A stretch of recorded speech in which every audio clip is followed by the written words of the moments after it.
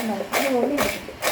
വർഷങ്ങളോളം ഇത് സൂക്ഷിച്ച് വെച്ചിരുന്നാലിരിക്കുന്നതാണ്. ഇതുപോലെ ഒരു മയമായിട്ട് ഒറ്റ ദിവസം കൊണ്ട് ഉണക്കിയെടുക്കാവുന്നതാണ്. നല്ല വെയിലൊക്കെ ഉള്ളതാണല്ലോ. കണ്ടോ, കൂടുതൽ ഉണക്കരുത്, എങ്കിൽ കമ്പ് പോലെ ആയിപ്പോവും. ഒരു മയം വേണം. കണ്ടോ.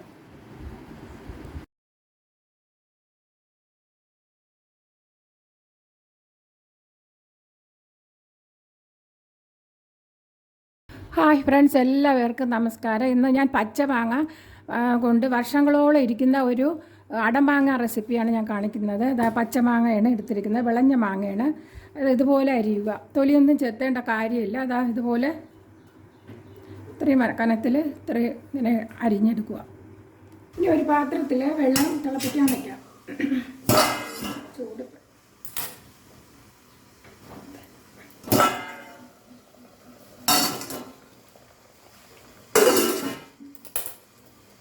വെള്ളം തിളയ്ക്കാൻ വെച്ചിട്ടുണ്ട്. വെള്ളം തിളപ്പിക്കാൻ വെച്ചിട്ടുണ്ട്. ആ വെള്ളത്തിലോട്ട് ഈ മാങ്ങ ഇട്ട് കൊടുക്കുക. തിളച്ച വെള്ളത്തിലോട്ട്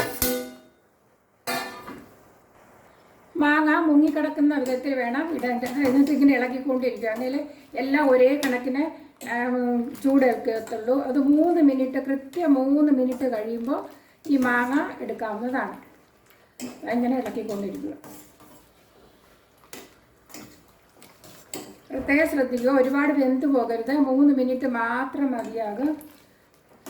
സമയം നോക്കിയിടുക.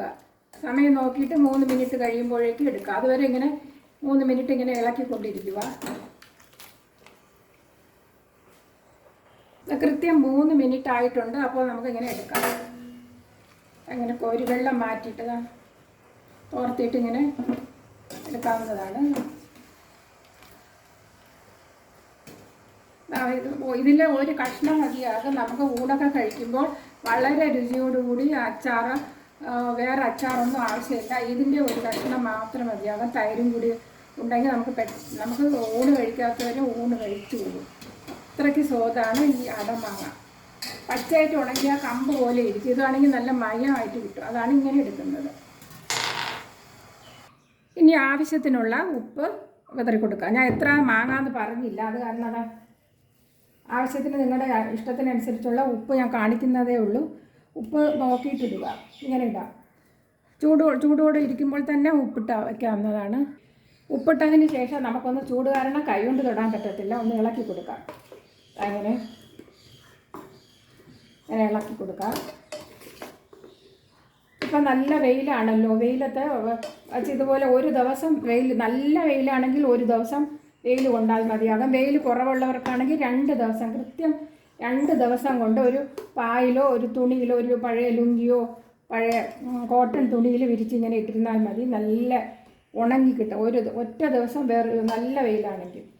അല്ലെങ്കിൽ 2 ദിവസം വേണ്ടി വരും. കൃത്യം 2 ദിവസം മതിയാകും. എടുത്ത് നോക്കുക. അപ്പോഴത്തേക്ക് എങ്ങനെയാണ് വെയിൽ. പലയിടത്തും മരങ്ങളൊക്കെ നിൽക്കുകയാണെങ്കിൽ വെയിൽ കുറവായിരിക്കും. ടെറസിലൊക്കെ വെച്ച് ഉണക്കിയെടുക്കാവുന്നതാണ്.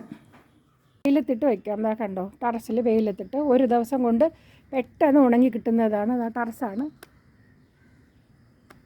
കണ്ടോ, നല്ല ഈ രീതിയിൽ ഒരു ദിവസം കൊണ്ട് ഉണങ്ങിയിട്ടുണ്ട്. നല്ല വെയിലാണെങ്കിൽ ഒരു ദിവസം കൊണ്ട് ഇതുപോലെ ഉണങ്ങുന്നതാണ്. ഇവിടെ ടെറസിൽ ഞാൻ നേരത്തെ കാണിച്ചത് മാതിരി നല്ല വെയിലായത് കാരണം ഒരു ദിവസം കൊണ്ടാണ് ഉണങ്ങിയത്. എന്നിട്ട് ഈ എയർ ടൈറ്റായിട്ടുള്ള ബോട്ടിലിൽ ഇട്ട് വയ്ക്കാവുന്നതാണ്. കണ്ടോ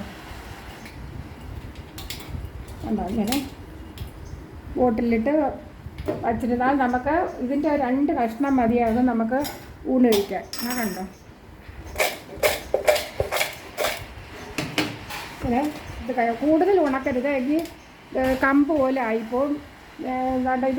ഇതേമാതിരി ആവാവും. ഒരു മയം വേണമെങ്കിൽ നമുക്കെടുത്ത് കഴിക്കാൻ പറ്റത്തുള്ളൂ. അതുകൊണ്ട് ഒരു ദിവസം നല്ല വെയിലാണെങ്കിൽ ഒരു ദിവസം, വെയിൽ കുറവാണെങ്കിൽ ഒരു 2 ദിവസം മതിയാകും. ഇവിടെ ഇതുപോലെ ഒരു മയത്തിൽ വേണം ഉണ്ടാക്കാൻ. കണ്ടോ, ഇത് വർഷങ്ങളോളം ഇത് ഉണക്കി വെച്ചിരുന്ന.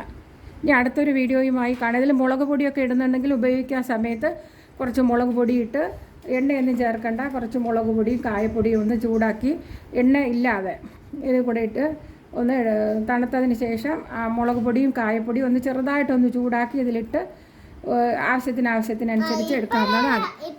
അടുത്തൊരു വീഡിയോയുമായി കാണാം. സബ്സ്ക്രൈബ് ചെയ്യാത്തവർ സബ്സ്ക്രൈബ് ചെയ്യുക. എല്ലാ പേർക്കും നന്മയുണ്ടാകട്ടെ. ബൈ.